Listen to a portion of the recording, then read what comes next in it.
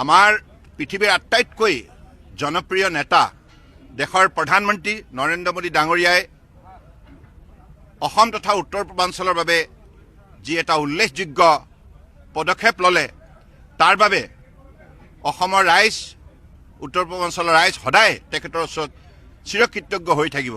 আপোনালোকে সকলোৱে জানে দীৰ্ঘদিন ধৰি অসমৰ ৰাইজে নামৰূপত চতুৰ্থটো প্লাণ্ট নিৰ্মাণ কৰাৰ বাবে আন্তৰিকতাৰে দাবী জনাই আহিছিল, কিন্তু কংগ্ৰেছে দীৰ্ঘদিন ৰাজত্ব কৰাৰ পাছতো এই গুৰুত্বপূৰ্ণ দাবীটোক সম্পূৰ্ণৰূপে তেখেতসকলে অৱজ্ঞা কৰিলে, গুৰুত্ব নিদিলে।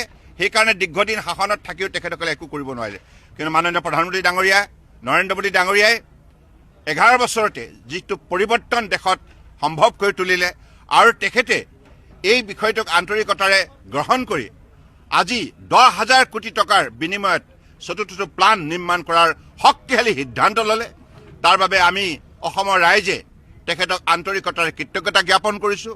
আৰু তেখেতে এইটোৱেই নহয়, অসম তথা উত্তৰ পূৰ্বাঞ্চলত বহুত নতুন নতুন পদক্ষেপ গ্ৰহণ কৰিছে। যাতায়াত যোগাযোগৰ পৰা আৰম্ভ কৰি ছেমিকণ্ডাক্টৰৰ পৰা আৰম্ভ কৰি নতুন নতুন অনুষ্ঠান প্ৰতিষ্ঠান, যাৰ যোগেদি যুৱক যুৱতী ছাত্ৰ ছাত্ৰী, আমাৰ শিক্ষক শিক্ষয়িত্ৰী আৰু আমাৰ খেতিয়ক শ্ৰমিক আৰু পুৰুষ মহিলা সকলোৱে আজি উজ্জীৱিত হৈছে।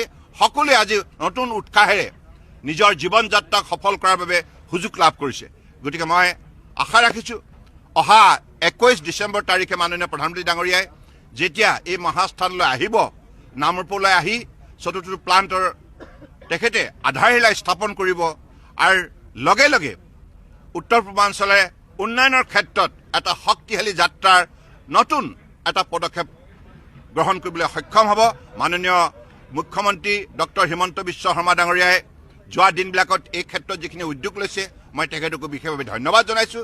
মই স্থানীয় সাংসদ হিচাপে বিশেষভাৱে মই অত্যন্ত আনন্দিত। আৰু আমাৰ ইয়াৰ স্থানীয় বিধায়ক তৰংগ গগৈ ডাঙৰীয়া আছে, এই বিষয়টোত তেখেতো নিৰন্তৰভাৱে লাগি আছিল। মই সাংসদ হৈ থকা দিনৰ পৰাই, ছাত্ৰ সন্থা কৰি থকা দিনৰ পৰাই এই বিষয়টোৰ ক্ষেত্ৰত আমি নামৰূপৰ ৰাইজৰ সৈতে বহুদিন সংগ্ৰাম কৰিছোঁ।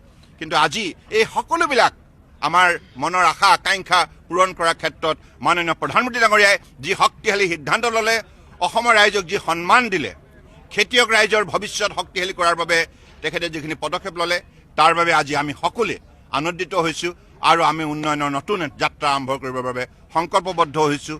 কেৱল অসমেই নহয়, উত্তৰ পূৰ্বাঞ্চলে আগন্তুক দিনত এই উদ্যোগটোৰ যোগেদি বিশ্ব বজাৰ দখল কৰিবলৈ সক্ষম হ'ব আৰু খেতিয়কৰ আয় দুগুণ তিনিগুণ বৃদ্ধি কৰাৰ বাবে মাননীয় প্ৰধানমন্ত্ৰী ডাঙৰীয়াই যি লক্ষ্য স্থিৰ কৰিছিল, সেই লক্ষ্যটোত আমি সকলোৱে সফলতাৰে উপনীত হ'বৰ কাৰণে সক্ষম হ'ম। ধন্যবাদ।